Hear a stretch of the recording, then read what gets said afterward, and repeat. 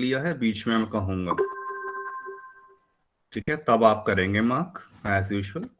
Okay, so good morning, everyone. In the last class, we did talk about, I just introduced the basic idea of the addition theorem in the probability, and it's very much related to what we did in a set theory, right? So this is what we did in the set theory, और इसी को लेकर यहां आ गया आपका addition theorem. और वो क्या है? P of A union B is equal to P of A plus P of B minus P of A intersection B. And P of A union B का मतलब क्या है? At P of probability of at least one of them. So either A हो या B हो या both of them हो. ID extend होता है यहां पर आपके पास जब 3 इवेंट्स हैं एबीसी. और लास्टली मैंने एक ये वाला फॉर्मूला बताया था, इसको एक बार फिर से नोट कर लीजिए. So that let's begin with now exercise 16.3. Starting questions में तो एडिशन थ्योरम की रिक्वायरमेंट नहीं है, just the basic fundamental idea की सिर्फ बात की गई है. जैसे फर्स्ट क्वेश्चन में कह रहे हैं, which of the following can not be a valid assignment of probability. So just the basic idea without के ये वैलिड असाइनमेंट क्या होता है, आप जरा ध्यान से सोचिए. जैसे ए पार्ट है, प्रोबेबिलिटीज हैं, दे आर ऑल पॉजिटिव, ठीक है, और साथ में आप चेक कर लीजिए इन सभी का सम 1 के इक्वल आपका आना चाहिए. तो अगर ये कंडीशन ट्रू हो रही है, पॉजिटिव हैं और सम इज 1, तो वो वैलिड असाइनमेंट है. Likewise in case of B also, B part, sum इन सभी का 1 है, तो ये वैलिड हो गया. सी पार्ट में आपने चेक करा, सम क्लियरली ग्रेटर देन 1 आ रहा है. डी पार्ट में नेगेटिव एंट्री, ई पार्ट में ग्रेटर देन 1 प्रोबेबिलिटी बता दिया है. तो प्रोबेबिलिटी हमें पता है किसी भी इवेंट की हमेशा 0 से 1 के बीच में ही लाई करने वाली है. तो नेगेटिव हो या ग्रेटर देन 1 आ जाए तो वो वाला केस भी रिजेक्ट हो जाएगा.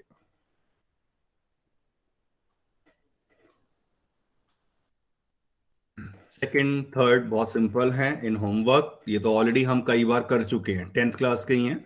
आप ये एनसीईआरटी जब सामने रखेंगे will realise this. Very basic questions are given again, तो रिपीटेड ही वो चीज दिया है. Even for this question quick पढ़ के देख लीजिए बस 10 सेकेंड्स में.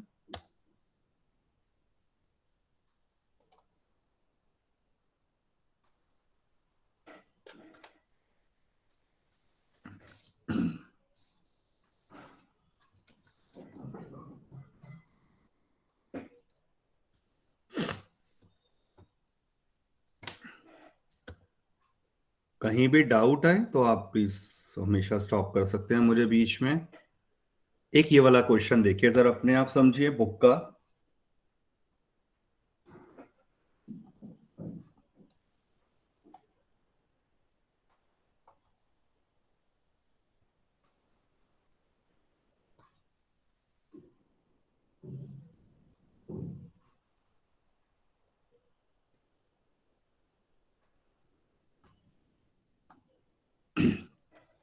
So the basic idea is a fair coin with 1 marked on one face, 6 on the other.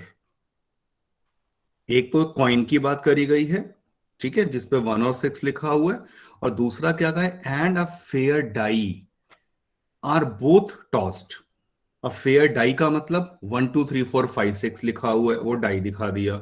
Find the probability that the sum of the number turns up is 3 और second case 12. So just the basic idea, आपको sample space proper लिखना आना चाहिए, वो हम starting में देख चुके हैं. क्या क्या हो सकता था, कॉइन के ऊपर पहले 1 आ जाता, तो पहले अगर कॉइन के ऊपर 1 आता तब हमारे पास क्या क्या पॉसिबल ऑप्शंस हो जाती हैं, वो उन्हें हम देख लेते हैं. सो दैट अगर पहले 1 आता तो 1 के साथ डाई के ऊपर 1 2 3 4 और 5 6 वाले ये वाले केसेस आ जाते. नहीं तो कॉइन पे मान लो 6 आ गया, तो 6 के साथ फिर से 6 1 6 2 6 3 6 4 6 5 6 6 आ जाता। बस इन केसेस को एक बार हमने जब सैंपल स्पेस मतलब लिख लिया, उसके बाद तो you can answer both the parts very easily.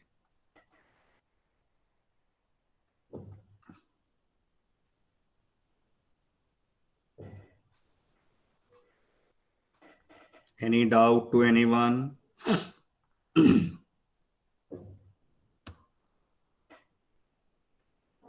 देखिए ये वाला बहुत ही सिंपल क्वेश्चन है।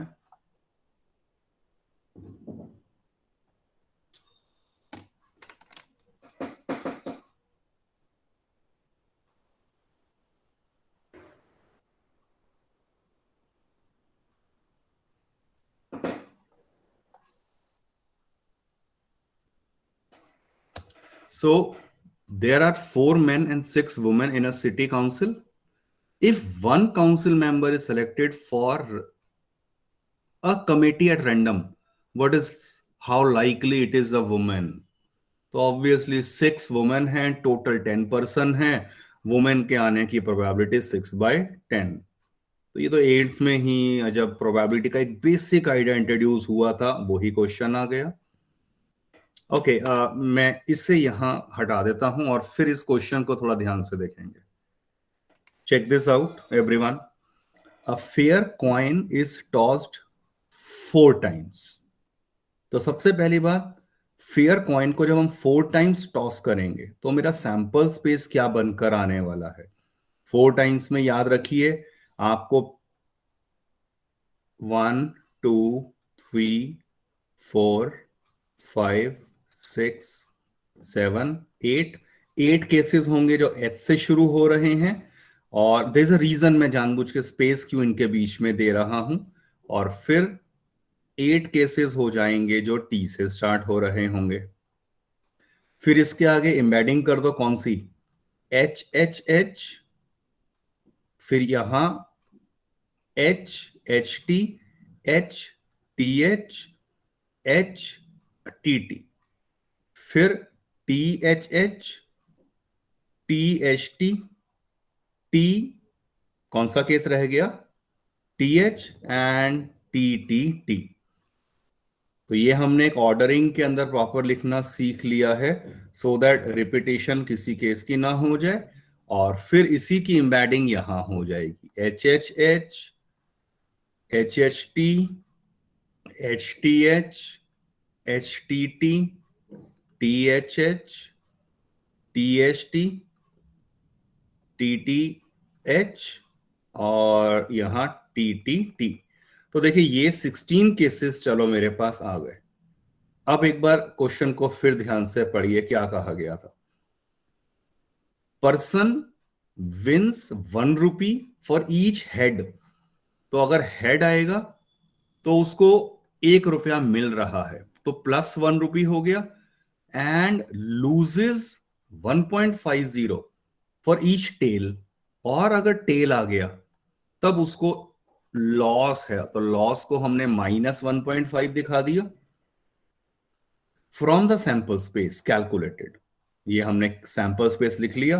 कह रहे how many different amounts of money, how many different amounts of money you can have after 4 tosses. And second part में कहा है probability of each of these amounts. तो लॉजिकली सोचिए, जब मैं अमाउंट की बात करूंगा, पहले वाले केस में मेरे पास क्या होने वाला है, जो मैंने ये लिखा हुआ है एच एच एच, तो इसमें मुझे हर एक बारी में 1 रुपी का प्रॉफिट हो गया। तो बेसिकली मुझे ₹4 मिल रहे हैं, क्योंकि हर हेड आने पे 1 रुपी है।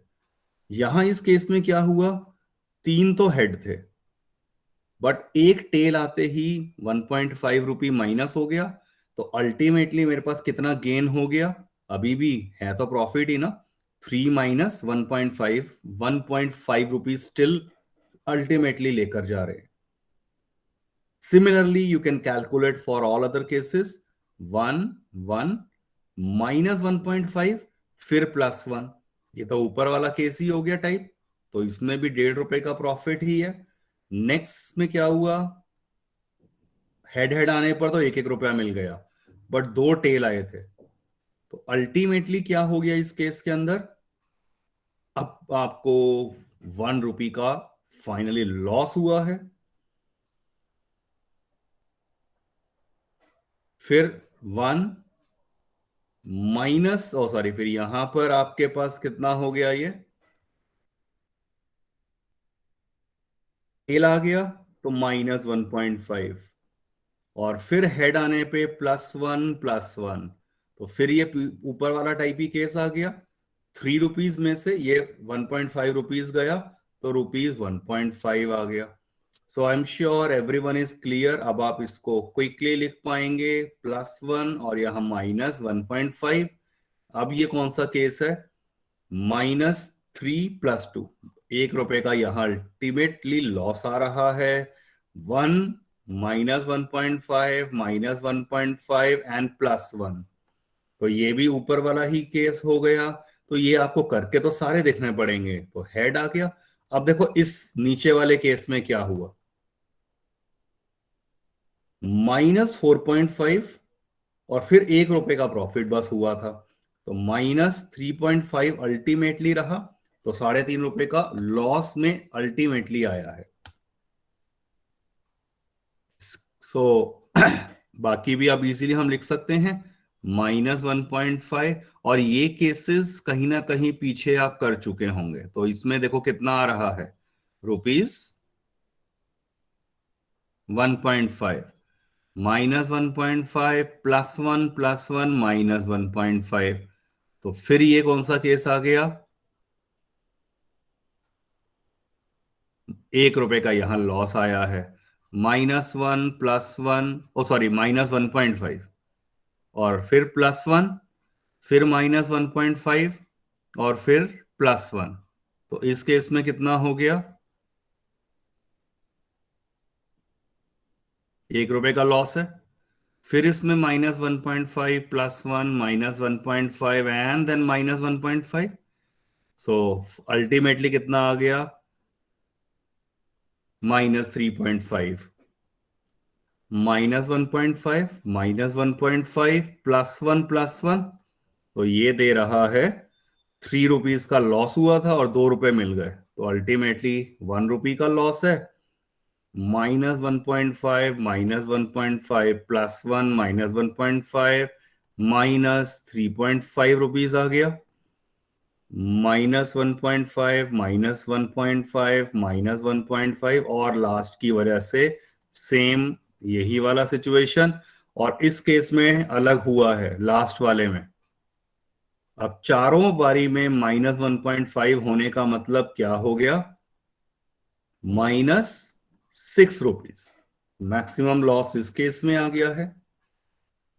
तो अब आपसे पूछा था अमाउंट क्या क्या हो सकते हैं और उनकी रिस्पेक्टिव प्रोबेबिलिटी। तो अमाउंट क्या क्या हो सकते हैं और उसके आने की प्रोबेबिलिटी, तो आप चेक कर सकते हैं इजीली। अमाउंट मेरे पास क्या क्या आए हैं, आई स्टार्ट विथ से -6, फिर -3.5 भी गया है, फिर -1 गया है, और फिर पॉजिटिव के अंदर क्या क्या आए हैं, 1 आया है, और 1.5 भी आया है, और कोई और अमाउंट रह रहा है, 4 रुपीज 4 भी आया, 4 रुपीज, यस। तो ये अमाउंट्स मेरे पास आ गए। अब आप सोचिए probability -6, what is the answer, यहां क्या आएगा प्रोबेबिलिटी -6 आने की, 1/16। 1/16 आपके पास यस, सिर्फ एक case out of total 16 cases favour कर गया। अब बात करते हैं -3.5, बस कहां कहां लिखा है -3.5, आपको वही तो काउंट करना है, 1 2 So 3 4/16. 4 4 केसेस, 4/16 ऐसे ही -1 and so on, you can easily complete this question.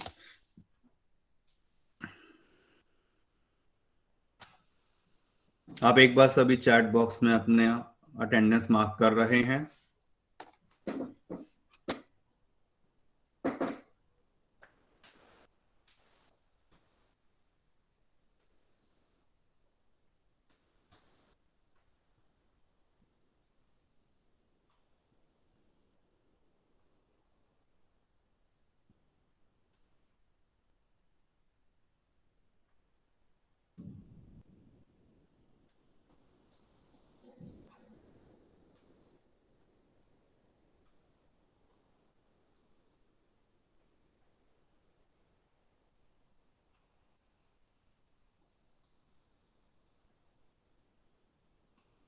Okay, 1 is not there. एक मिनट।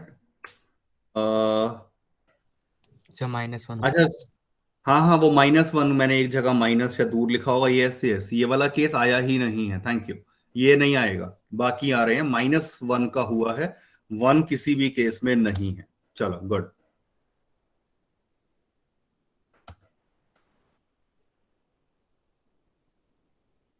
अब जो ये क्वेश्चन हमने किया है, 12th में यही आइडिया, आगे हमें कंसेप्ट आता है मीन निकालने का।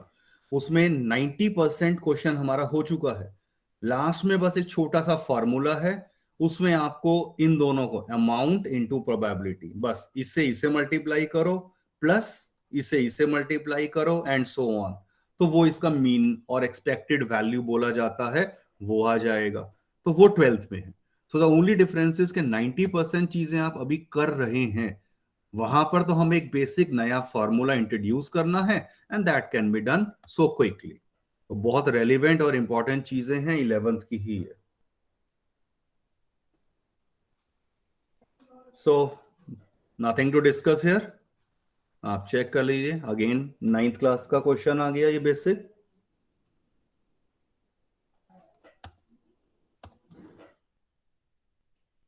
9th फिर बहुत इजी है, वो आपके सामने ही है। 10th एक बार लॉजिकली है, सिंपल है। देखिए जरा ध्यान से क्वेश्चन नंबर 10th।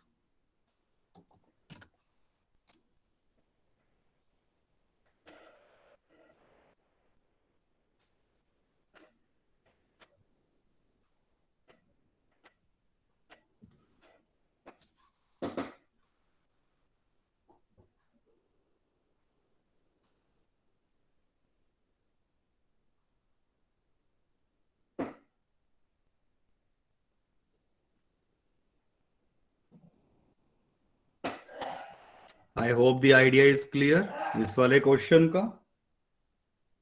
आपके पास बस एक वर्ड दे दिया असैसिनेशन, और उसमें कह रहे हैं एक a letter is chosen at random, find the probability that the letter is a vowel और it is a consonant.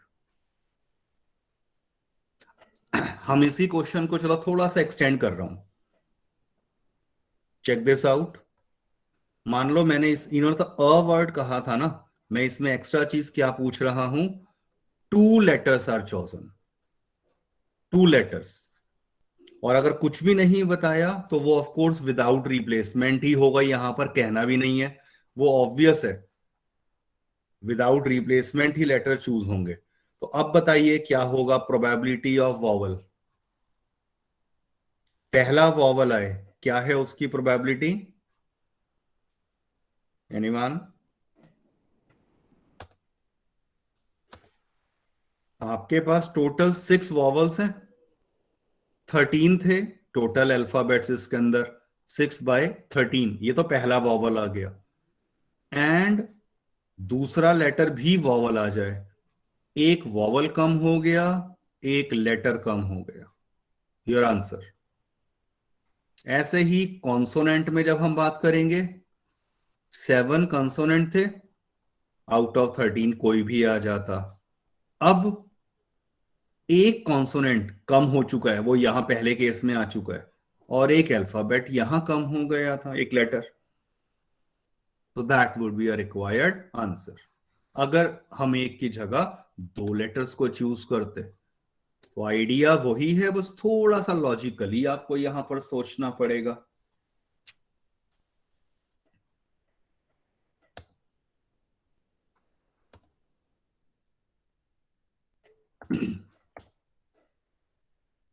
Yes. Read the question and think about this. I'm giving you 2 minutes. सोचिए इसको ध्यान से. Simple but logical question है.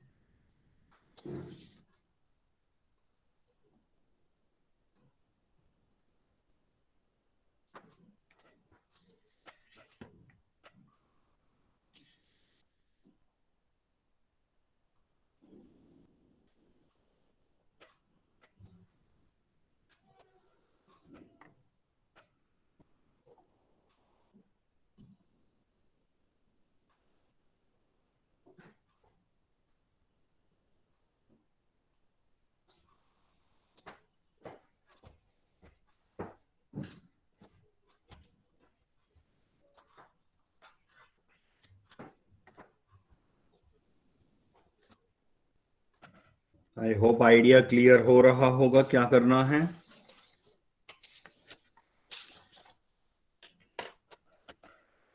In a lottery, a person chooses sir 6/20 होना चाहिए. Yes sir done. चलो check करते हैं. 6/20. ओके. और कोई आंसर बता रहा हो क्या आ सकता है?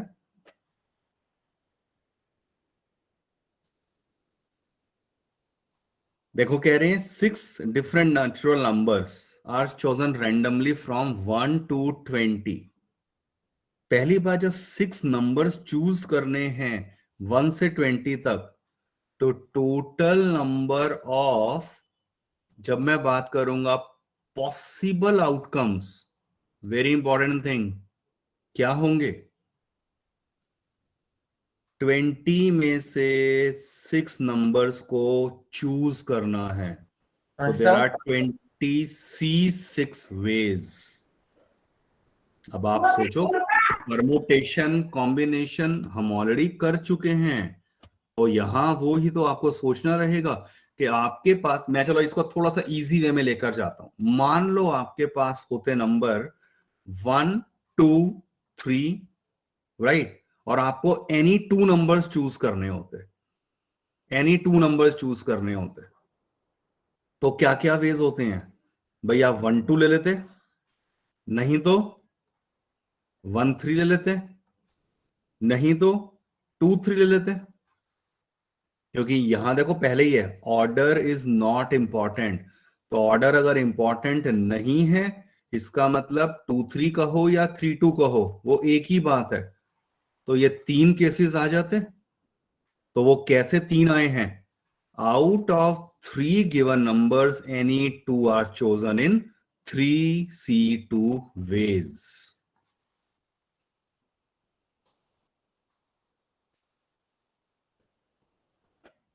रिलेट विथ कॉम्बिनेशन, ये सब चीजें हम पहले डिस्कस कर चुके हैं. ऐसे ही एक और चीज सोचो. चलो आपके पास मान लीजिए 1 2 3 4, ये 4 नंबर हैं, और आपको एनी, अगेन मैं कह रहा हूं 2 आर टू बी चोजन. तो कौन कौन से वेज होंगे?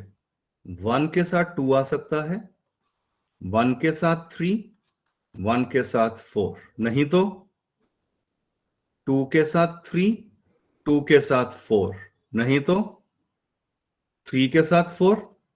कोई केस रह गया है तो वो मुझे बता दो. 2 3 इज सेम एज 3 2, वो हम देख चुके हैं. तो any case is left out. अब जरा इसे सॉल्व करें. 4 में से 2 नंबर चूज का मतलब 4C2 आ गया, और 4C2 की वैल्यू आप निकाल कर देख लीजिए, 6 होती है. तो ये 6 केसेस हमने लिख लिए थे. सेम वे एक्सटेंड हुआ यहां पर. 6 नंबर चाहिए 20 नेचुरल नंबर में. तो 1 2 3 4 5 6 से लेकर आपके पास 20 नंबर्स दिए हुए हैं, उनमें से आपको 6 नंबर्स की रिक्वायरमेंट थी. तो पहला चीज सबसे इंपॉर्टेंट ये क्लियर होना चाहिए। अब क्या हुआ, नेक्स्ट अब आगे बढ़ते हैं।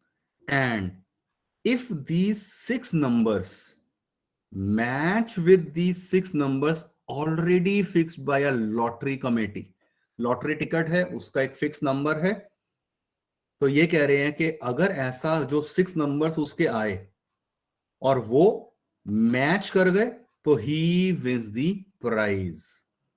सो what is the probability of winning?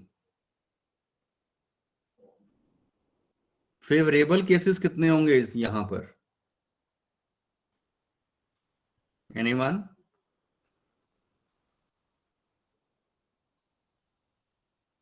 How many favourable number of cases, कितने वेज हैं जिसके अंदर लॉटरी का टिकट का नंबर मैच कर सकता है? 38760, ये क्या आयुषी बताया आपने? ये 26 की वैल्यू बताई है क्या? भाई फेवरेबल तो एक ही होगा, सिंपल लॉजिक है। लॉटरी का टिकट है आपके पास तो उसमें एक ही पॉसिबिलिटी है नंबर मैच कर गए। मान लो 1 2, लॉटरी में पर्सन ने फिक्स ये करा होता 1 2 3 4 6 5 समथिंग लाइक दिस, ये लॉटरी का टिकट नंबर है, तो ऑफ कोर्स एक ही केस ऐसा होगा जहां पर ये विनिंग हो सकता है, favourable upon total possible outcomes. Your required answer.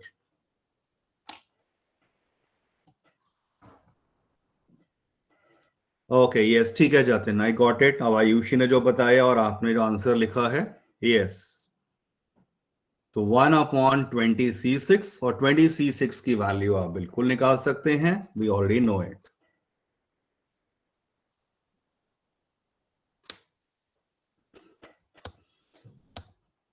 सोचिए एक बार फिर से इसे ध्यान से। आप एक बार कुछ नाम बोल रहा हूं, वो बताएंगे आर दे प्रेजेंट हेयर और not.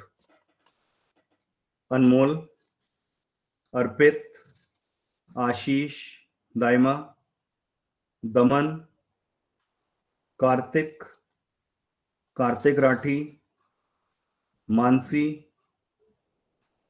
Piyush Anand, Shiv Shankar, Shaurya Kumar, Shubham, Siddharth.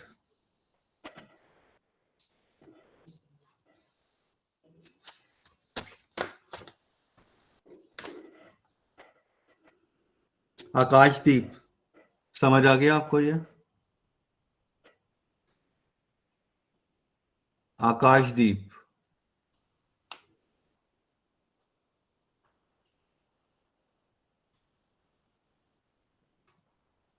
Bhavesh, is it clear? Yes, sir. Kanika, Yes, sir. Nikhil, is it clear?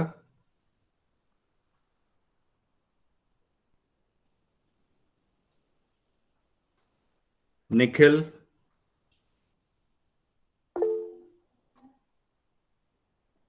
Okay. Sarika, Yes, sir. Tanishk Bisht, is it clear to you? Yes, sir. Yomani, is it Yes, clear? sir. Yes, sir. Okay, so let's move on. Check out this question. एक basic idea की बस बात की गई है, पढ़ेंगे आपको समझ आ जाएगा। Check out the solution.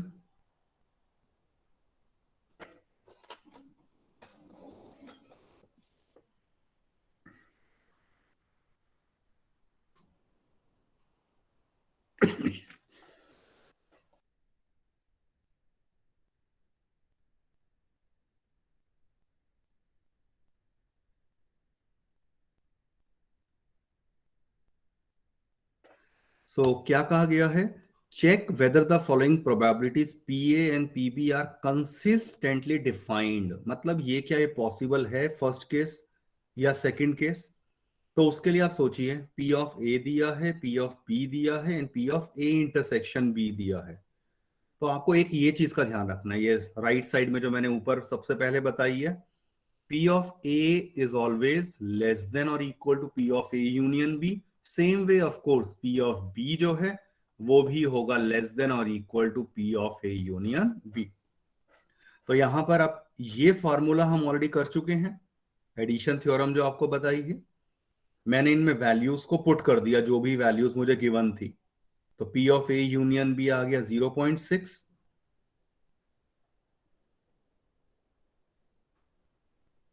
ठीक है, बट P of B जो है इससे लेस देन होना चाहिए, और P of B कितना था 0.7, तो 0.7 लेस देन और equal to 0.6, which is not possible. हुआ क्या, वैल्यूज तो सारी चलो आपको 0 से 1 के बीच में दी हैं प्रोबेबिलिटीज की, तो वेरी फर्स्ट लुक में तो शायद हमें देखकर लगेगा कि हाँ ये पॉसिबल है, but at the same time ये रूल के अकॉर्डिंगली ये कंडीशन ये भी तो आपकी वेरीफाई होनी चाहिए। तो इसीलिए इस रूल का ध्यान रखेंगे कि कंडीशनली ये आपको रिक्वायर्ड रह सकता है चेक करने में, तभी ये होगा।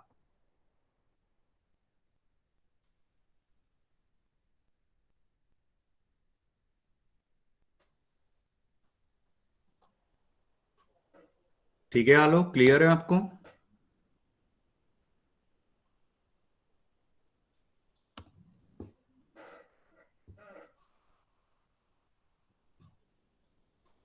Anuj, is it clear? Yes, sir. What about you, Ayushman? Yes, sir. Check out this next question.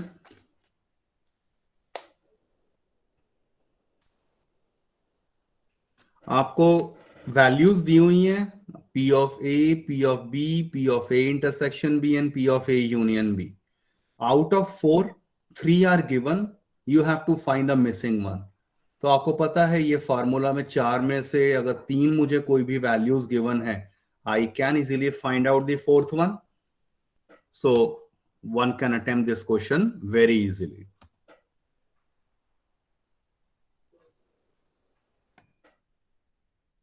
Yes, check this out. Mutually exclusive हम टर्म ऑलरेडी यूज कर चुके हैं। P of A, P of B given है, find P of A और B, मतलब A union B, P of A union B निकालना है। If A and B are mutually exclusive, देखो म्यूचुअली एक्सक्लूसिव का मतलब उनका इंटरसेक्शन 5 है, और इसका मतलब probability of A intersection B 0 हो गई, और इस केस में पर्टिकुलरली फॉर्मूला सिर्फ ये बन जाएगा, योर आंसर।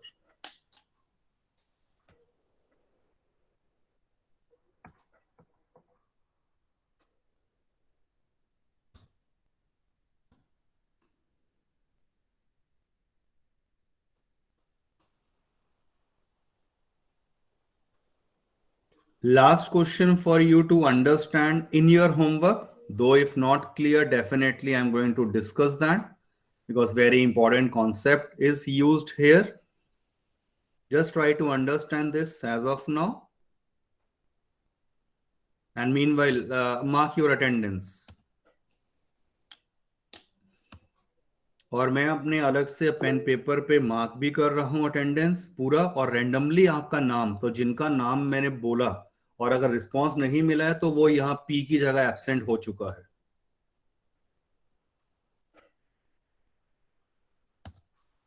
तो सिर्फ ज्वाइन करना is not the purpose, you have to be very very attentive, you have to take interest, and 10 बार पूछो, मुझे दिक्कत नहीं है बताने में, बस सिर्फ बैठने से काम प्लीज नहीं चलेगा, समझ जाइए। ये अभी लॉन्ग और चीजें जा रही हैं, आपका सेशन ऐसे निकल रहा है, बहुत दिक्कत आएंगी बाद में, तो take it very light seriously.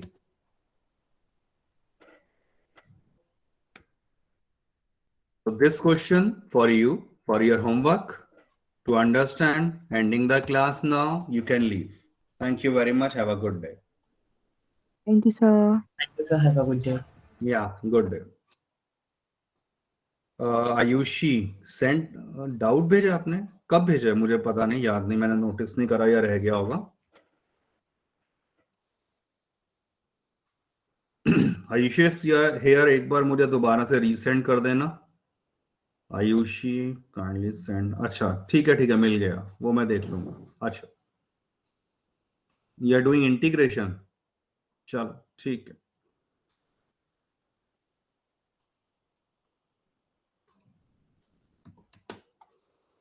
या चलिए ठीक है, एंडिंग द क्लास नाउ।